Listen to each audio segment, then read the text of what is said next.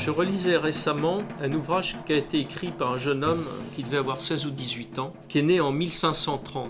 Il s'appelait La Boétie. Cet ouvrage s'appelle Discours sur la servitude volontaire. Ça veut dire que les gens en fait ne sont pas si attachés que ça à leur liberté.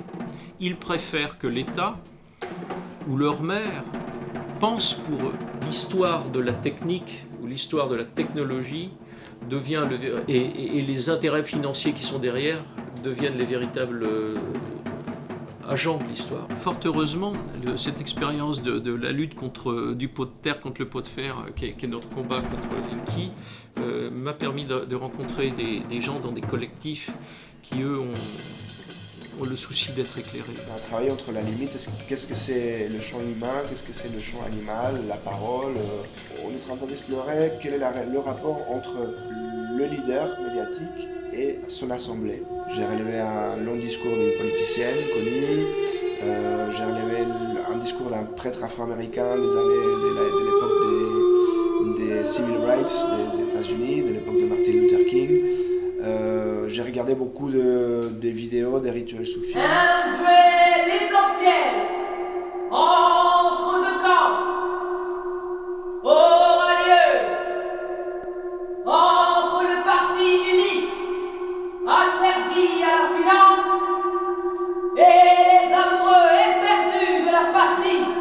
Tu as souvent écrit des textes où tu racontes un peu notre histoire, enfin, des gens, des préfaces. Je suis ton assistante. Oui, on fait, oui. Pas en danger, mais... Ouais, non, mais on fait équipe, quoi. Ça fonctionne bien parce que justement, on a beaucoup vécu, partager la vie de ces gens-là, puisqu'on vivait dans leur maison. Ils sentent bien qu'on n'est pas que curieux, c'est qu'on s'intéresse vraiment à eux. J'ai toujours été attiré par l'Inde, toujours. On est dans la magie, mais c'est incroyable, c'est plein de poésie. On est dans un nuage.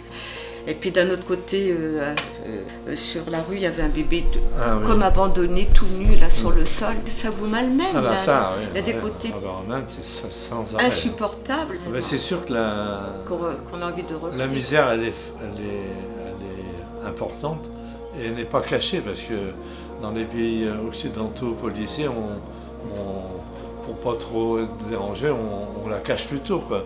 Parce que là, c'est dans la rue, c'est coude à coude et c'est peut-être des fois même théâtralisé, mais la misère, on bute dedans. Avant que je relève la tête, il y a une femme qui pose sa main sur la mienne, puis qui me caresse le bras, sans rien me dire. Après, je me suis sentie bien. Ils savent tout faire, ces Irlandais. Ils sont rêveurs, poètes, musiciens, danseurs, enfin, ils aiment la vie, vraiment. On a fait un travail sur une population qu'on appelle les Tinkers.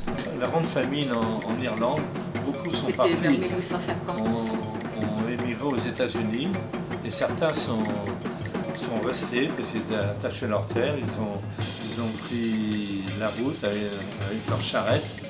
Et puis, ils ont conservé leur vie irlandaise, mais errants, comme des gitans. Ils sont très accueillants. Moi, j'en ai marre de ces préjugés. Ils sont pleins de fantaisie, on sent qu'ils aiment la liberté. Les vrais départs dans la photographie, ça date encore de bien avant ça. Les départs, c'était vraiment la Grèce. Dans les années 70. Ma focale de prédilection, c'est 35 mm. Il faut être près des gens pour les photographier. Eu sempre fui muito curiosa.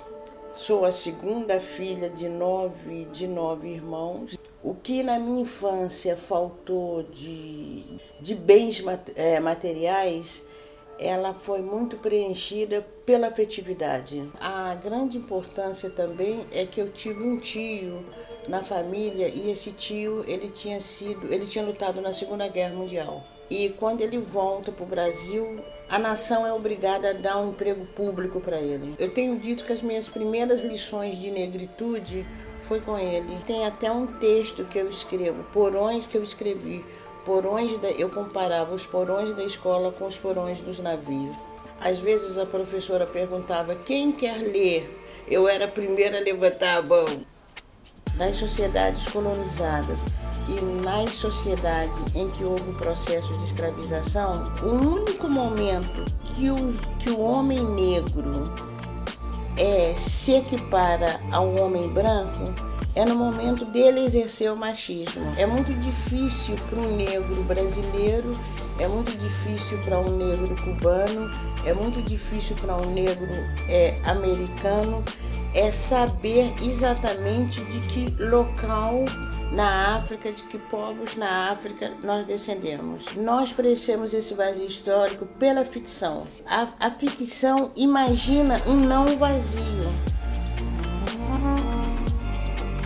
Cada nota tem uma cor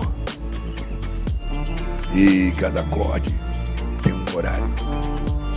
On me disait dans la lune, en fait, intérieurement, j'étais dans une colère écarlate. Aujourd'hui, mes mots remplacent mes mots et mes photos prises montrent qu'on peut surmonter les crises. J'ai entendu Michel Estier qui dit à Bernard Legault, tu sais, ce serait bien pour faire un cabaret ici. Ils sont venus 5 minutes plus tard, et c'est là qu'on ne sait plus jamais qui dit. T'as besoin de quelque chose, quand il y a lu Minitel pour la première fois, je ne savais pas me servir de Minitel, c'était les premiers. Estier dit, mais t'inquiète pas, je vais te faire voir. Ça, c'était Estier tout complet. C'était des grands artistes, c'était des gens avec un grand talent. Ce qu'il reste des hommes, des sortes de bagnoles, des centaines, des milliers, des millions, des milliards de sortes de bagnoles. Les années passent, et leur saison, des hivers de canicule, des étés de tempête, la neige absente, le grand boulevard des ondes, le macrofour de l'agitation moléculaire, la glace nucléaire. Plus rien à voir.